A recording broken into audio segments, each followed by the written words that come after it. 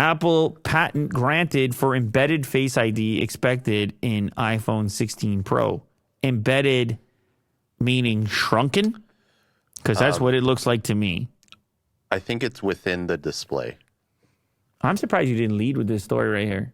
That's like if you got that in a thumbnail right there, this image that they put on 9 to 5 Mac, that image is crazy. Like iPhone 16, if it actually looks like that. Well, I'll put it as a clip for sure. Yeah, if that iPhone 16 looks like that, you're moving units.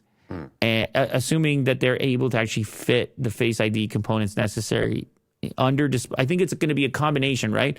Some under display and some are going to be trapped right in that bezel section. Coincidentally, Apple was granted a patent for this technology on the same day as the latest supply chain report. iPhone 10 introduced the notch. 14 Pro came Dynamic Island.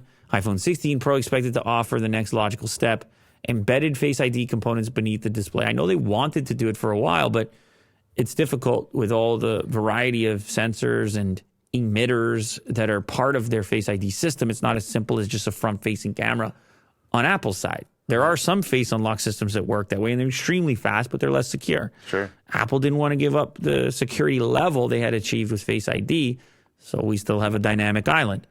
But you got to think, it must be possible to miniaturize these things over time, figure out a way, and then have that same aggressive screen-to-body situation that we're seeing on Android devices, but come onto the iPhone.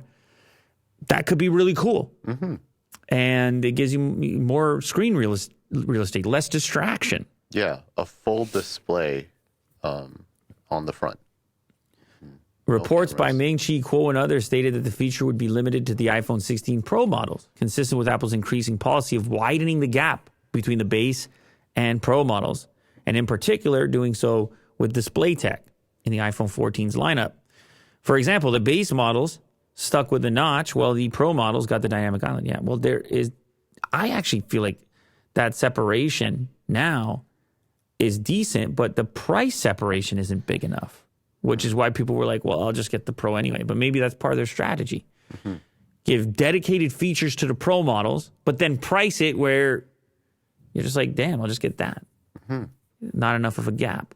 But anyway, I think that look alone is going to move units. I promise you that.